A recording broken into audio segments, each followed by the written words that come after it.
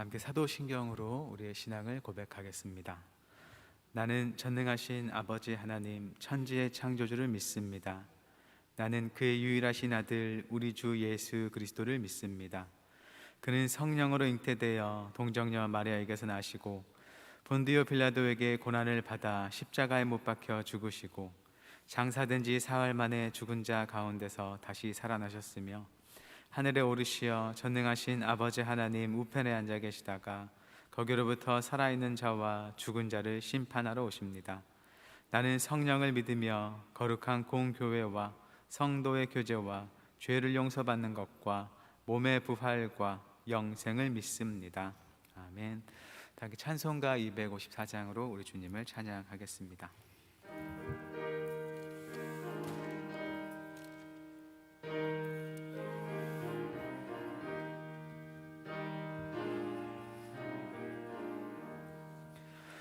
내 주의 보혈은 정하고 정하다. 내 죄를 정케 하신 주 날 오라 하신다. 내가 주께로 지금 가오니 십자가의 보혈로 날 씻어 주소서.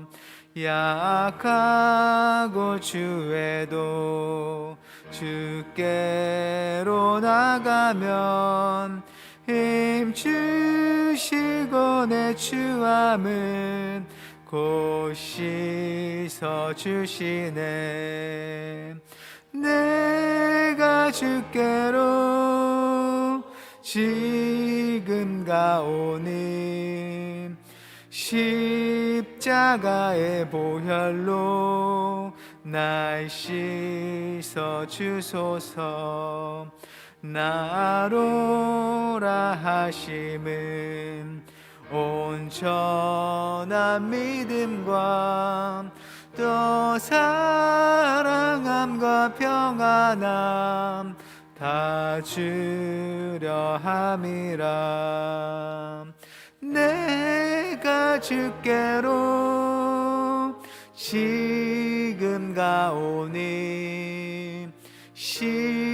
십자가의 보혈로 날 씻어 주소서. 큰 죄인 복받아 살 길을 얻었네.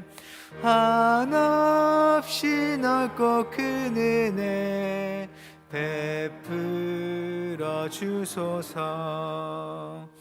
내가 주께로 지금 가오니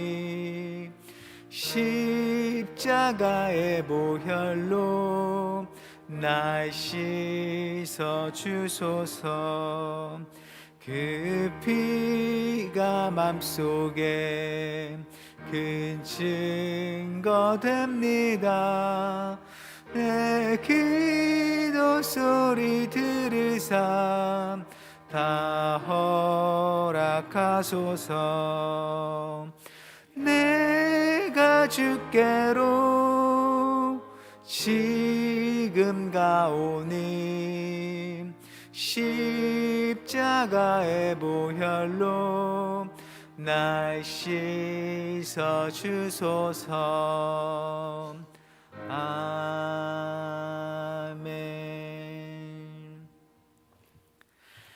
사랑의 하나님, 이른 아침 우리를 하나님 앞으로 불러주시고 또 하나님 앞에 찬송하며 예배케 하시니 감사드립니다. 이 시간 우리의 마음과 모든 생각을 주님께서 붙들어 주시고 오직 하나님만을 향할 수 있도록 인도하여 주옵소서. 이제 주시는 주님의 말씀에 귀 기울이게 하시고 하나님의 밝은 빛을 비추사 주님의 뜻이 우리 마음 가운데 온전히 비춰지며 그 말씀으로 우리의 삶을 바라보며 그 말씀을 새기며 그 말씀 따라 살아갈 수 있도록 오늘 하루를 인도하여 주옵소서. 함께 해주실 것을 믿사오며 예수님의 이름으로 기도드립니다. 아멘. 시간 하나님께서 우리에게 주시는 말씀 구약 성경 사무엘하 13장 23절부터 39절까지의 말씀입니다. 구약 성경 483쪽에 있습니다.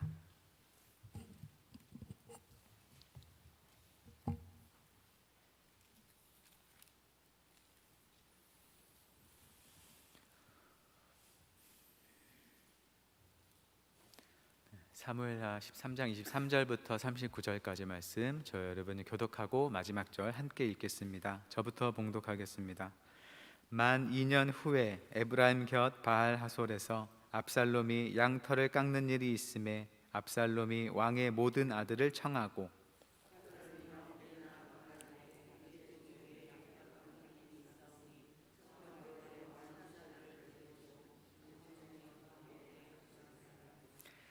왕이 압살롬에게 이르되 아니라 내 아들아 이제 우리가 다 갈 것 없다 내게 누를 끼칠까 하노라 하니라.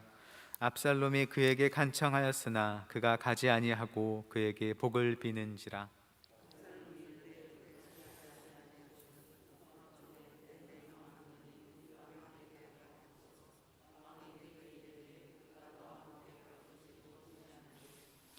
압살롬이 간청하매 왕이 암논과 왕의 모든 아들을 그와 함께 그에게 보내니라.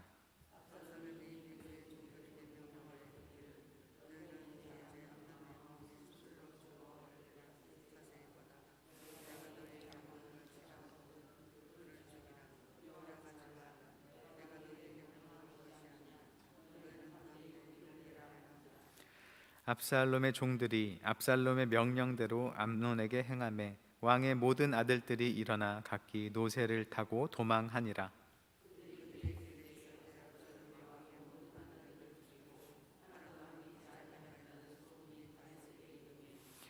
왕이 곧 일어나서 자기 옷을 찢고 땅에 드러눕고 그의 신하들도 다 옷을 찢고 모셔 선지라.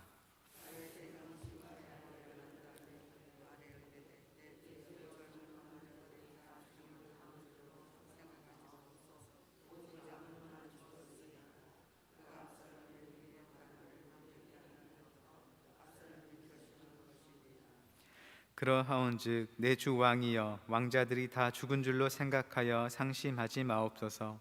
오직 암논만 죽었으리이다 하니라.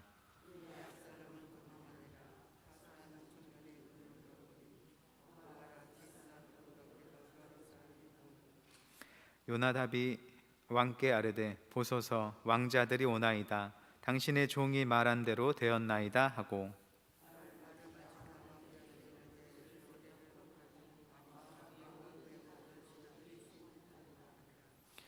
압살롬은 도망하여 그슬왕 암미훌의 아들 달메에게로 갔고 다윗은 날마다 그의 아들로 말미암아 슬퍼하니라.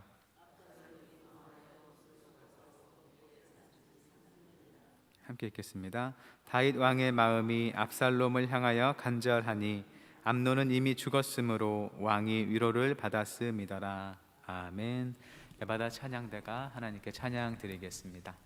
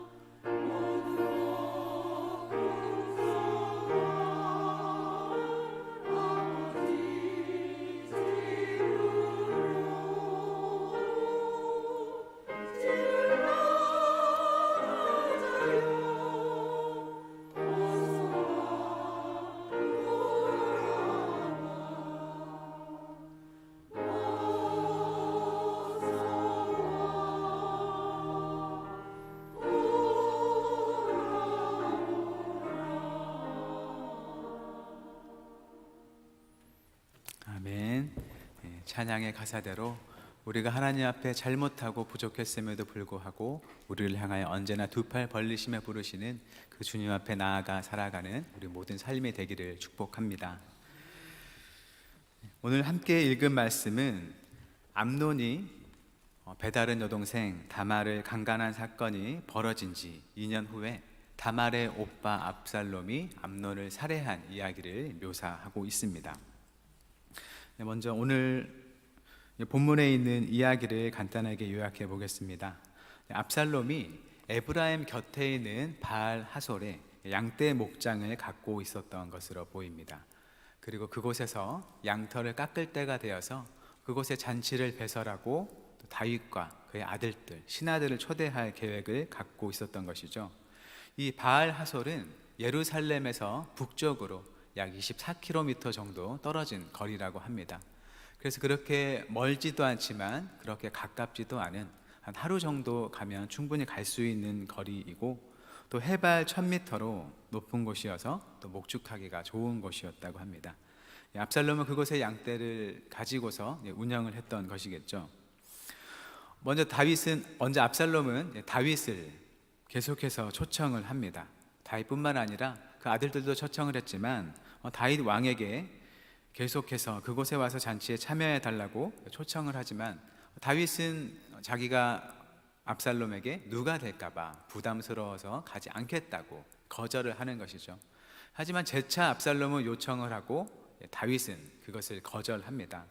아마 압살롬은 이미 암논을 살해할 계획을 갖고 있었기 때문에 다윗이 오는지 오지 않는지를 확인하기 위해서 재차 그곳에 오도록 요청했던 것으로 보입니다. 이제 다윗이 잔치에 오지 않을 것을 확실하게 되자 그러면 꼭 암논은 그곳에 있게 해달라고 초청의 말을 하죠. 다윗은 암논을 왜 그곳에 보내야 하느냐고 묻지만 압살롬은 그에 대해 답하지 않고 그저 그를 보내달라고 해서 암논은 또 다른 다윗의 아들들과 함께 그곳에 가게 됩니다. 그리고 압살롬은 그 잔치가 있기 전에 자기의 종들에게 미리 암논을 살해할 계획에 대해서 이야기를 했었죠. 자기가 신호를 주면 암논을 살해해라. 두려워하지 말고 담대하게 용기를 가지고 그 일을 수행하라. 내가 모든 것을 책임지겠다는 이야기를 합니다. 그렇게 압살롬의 계획대로 암논은 살해를 당하게 되고 그 일에 놀란 다른 왕자들은 노새를 타고 도망을 합니다. 그런데 이렇게 도망갔던 다윗의 아들들이 예루살렘에 도착하기 전에 이미 그들이 다 죽었다는 소문이 예루살렘에 먼저 들리게 돼서 다윗과 또 함께하는 많은 신하들이 슬퍼하게 되죠. 그렇게 슬퍼하는 중에 다윗의 조카 요나답은 아마 다른 아들들은 죽지 않고 암논만 죽었을 것이라고 얘기를 합니다. 그 말로서 그나마 다윗과 그 신하들의 마음을 안심시키려 하고 또 그리고 이 일은 아마도 암논이 다말을 범했을 때부터 압살롬이 계획했을 것이라고 그런 말도 하게 됩니다. 이 요나답의 말대로 다른 왕자들이 모두 살아오게 되는 걸 확인하게 되고 또 압살롬은 그 외할아버지 그슬왕 달메에게로 도망했다는 말로 이야기를 마치게 되는데 이 압살롬이 도망간 지 3년이 돼가면서 다윗은 암논을 잃은 마음에 위로를 받게 돼서 그 마음이 좀 많이 추스려졌고 그리고 압살롬에 대한 분노가 많이 풀리면서 압살롬을 보고 싶어 했다라는 말로 본문이 마치게 됩니다. 오늘 함께 읽은 이 비참한 사건을 들여다보면 사건에 등장하는 인물들의 구체적인 그런 모습들, 행동의 결과로서 이 일이 일어났다는 것을 볼 수 있습니다. 먼저 다윗에 대해서 살펴보면 다윗은 암논이 그의 여동생 다말을 범했다는 것을 이미 알고 있었습니다. 그래서 그 소식을 들었을 때 매우 화를 냈다, 매우 분노했다고 성경은 말하지만 그에 대해서 마땅한 조치를 취하지는 않았던 것이죠. 암논이 제대로 회개할 수 있도록 인도하든지 그가 더 이상 그러한 일을 다시는 저지르지 않도록 그가 정말 잘못했다는 것을 알려줘야 되는데 그렇지 않았었다는 것이죠. 다윗 본인이 밧세바를 범했던 일을 통해서 하나님께 큰 벌을 받았음에도 불구하고 자신의 자식에 대해서 그러한 교육을 하지 않았다는 것입니다. 또 다윗은 앞선 그 다말의 사건에서 암논을 다말에게 보내서 그 사건이 일어나는 데 연루가 되었었고, 또 이번 일에서도 다윗은 암논을 압살롬에게 보내서 이 사건에 연루된 자로 드러나게 됩니다. 특히나 이 사건에서 다윗이 보이는 모습은 그가 겪고 있는 어떠한 상황, 문제에 대해서 하나님께 더 이상 묻지 않는 모습을 우리에게 보여주고 있죠. 그만큼 하나님 앞에서 살아가는 모습에서 어떠한 변화가 찾아왔다는 것을 우리에게 보여줍니다. 그리고 예전에는 사람들의 어떤 억울함과 그런 좋지 않은 마음들에 대해서 민감했던 다윗이 자식들의 억울한 일과 또 아픔에 대해서 민감하지 못하고 또 그 일들에 대해서 신중하지 못한 모습을 보여주고도 있습니다. 또 압살롬의 경우에는 그가 들어서 알고 있는 그 여동생의 일에 대해서 복수심만을 자기 마음 안에 가득 품고 있지, 그 일에 대해서 하나님께 맡기고자 하는 모습은 전혀 보여주고 있지 않습니다. 또 자기의 목적을 위해서 아버지를 속이기도 하고 치밀한 계획을 세우면서 자신이 가지고 있는 지혜를 악하게 사용하는 모습을 보여주고 있죠. 또 암논은 앞서 말한 것처럼 자신이 다말에게 했던 그 죄에 대해서, 잘못에 대해서 전혀 뉘우치는 모습이 없었습니다.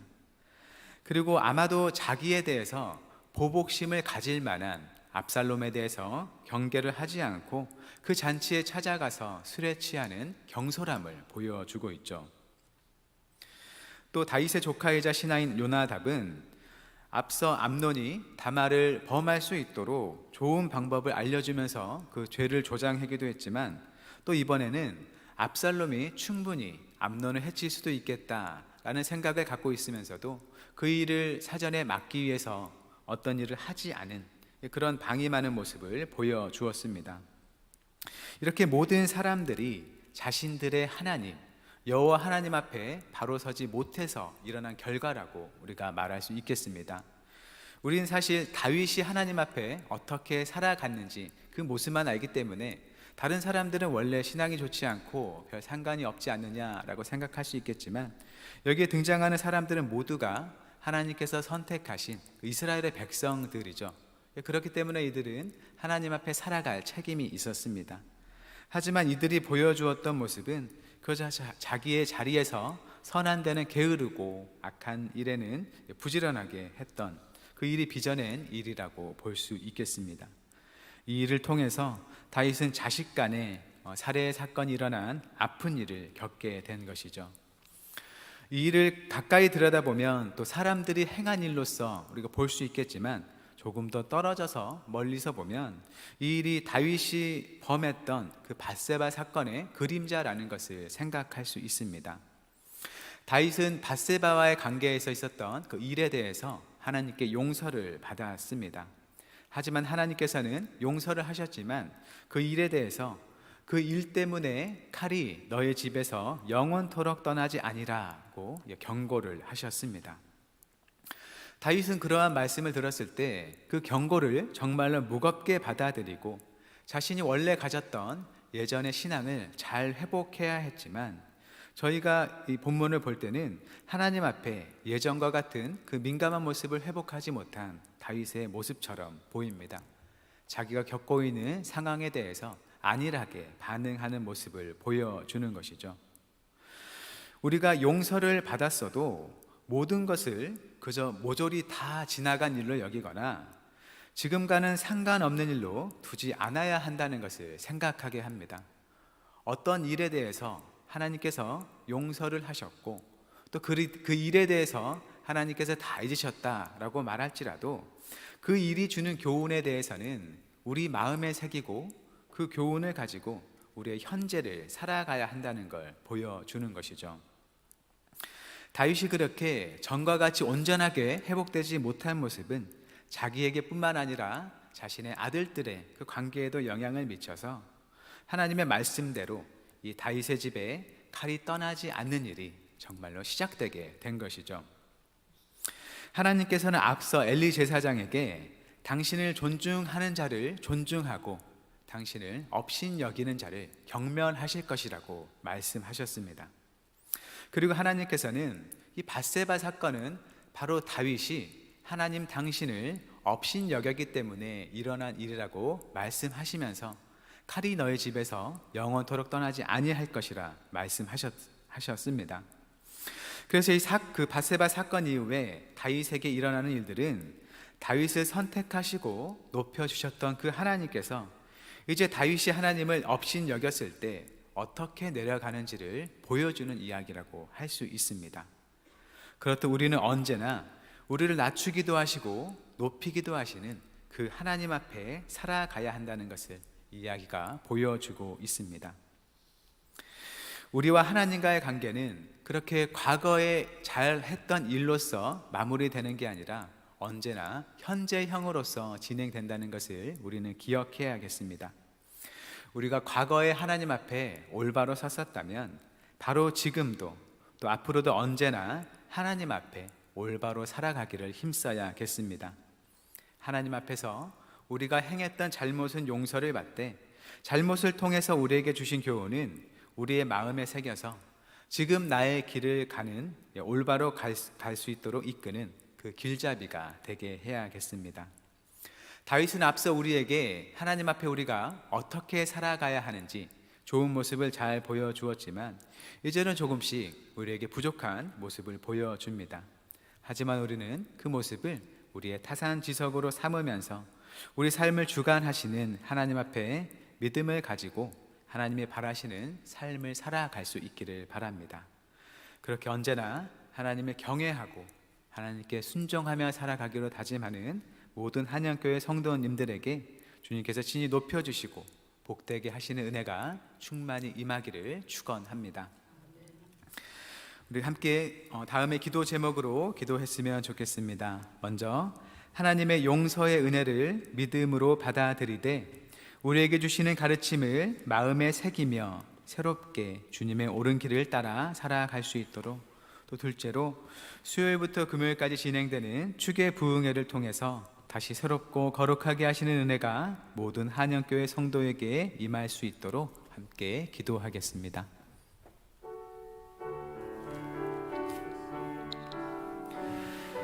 사랑의 하나님, 주님께서 참으로 사랑하사 선택하고 부르신 그 다윗 왕의 그 가정 가운데 너무나 아프고 힘든 일이 일어난 그 사건을 우리가 보게 됩니다.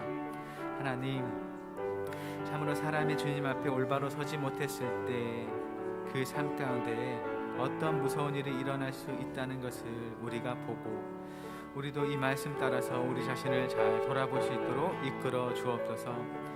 참으로 하나님 앞에 총명하고 민감했던 다윗이 하나님을 향한 신앙에서 조금씩 흔들리고 그 모습이 옅어져 갔을 때에 그에게 어떠한 일이 일어나는지를 우리에게 보여줍니다. 과거에 그에게 허락하셨던 은혜와 믿음 안에 살아간 그 모습이 우리에게 늘 있게 하시고 언제나 우리가 하나님 앞에 바로 살아가기를 힘쓰도록 우리를 도와주옵소서. 하나님, 우리가 겪는 많은 잘못들을 용서받을 뿐만 아니라 주께서 바라시는 세상의 주관자 되시는 하나님, 우리의 모든 삶이 주님 손에 있다는 것을 기억하며 늘 하나님 앞에 바르게 살아가도록 인도하옵소서. 우리가 행하는 크고 작은 모든 일을 주님께서 살펴보시며 그에 합당하게 주님께서도 행하심을 늘 생각하게 하옵소서. 우리가 진정으로 주님을 경외하고 사랑할 때, 그래서 주님 뜻에 순종하며 살아갈 때 주님께서 우리를 주님의 큰 사랑과 은혜 안에 살게 하시고 우리를 높이며 세워주실 것을 믿습니다. 우리에게 먼저 다가오셔서 은혜를 베푸신 그 주님의 사랑을 의지하여 우리도 주님께 같은 사랑으로 나아가게 하시고 늘 주님께서 바라시는 삶을 살아가게 하옵소서. 주님께서 우리에게 보이신 그 사랑의 용서로서 우리도 서로 용서하고 모든 안갚음의 일을 주님께 맡겨드리며 주님의 뜻이 이 땅 가운데 이루어지기를 구하며 매일을 살아가게 하옵소서. 오직 주님을 의지하는 자에게 베푸시는 하나님의 은혜를 날마다 경험하는 우리의 복된 삶이 되게 하옵소서. 오늘도 주님의 선한 능력을 의지하는 모든 성도의 발걸음을 인도해 주시길 구하오며 예수님의 이름으로 기도드립니다. 아멘. 하늘에 계신 우리 아버지, 아버지 이름을 거룩하게 하시며 아버지의 나라가 오게 하시며 아버지의 뜻이 하늘에서와 같이 땅에서도 이루어지게 하소서. 오늘 우리에게 일용할 양식을 주시고 우리가 우리에게 잘못한 사람을 용서하여 준 것 같이 우리 죄를 용서하여 주시고 우리를 시험에 빠지지 않게 하시고 악에서 구하소서. 나라와 권능과 영광이 영원히 아버지의 것입니다.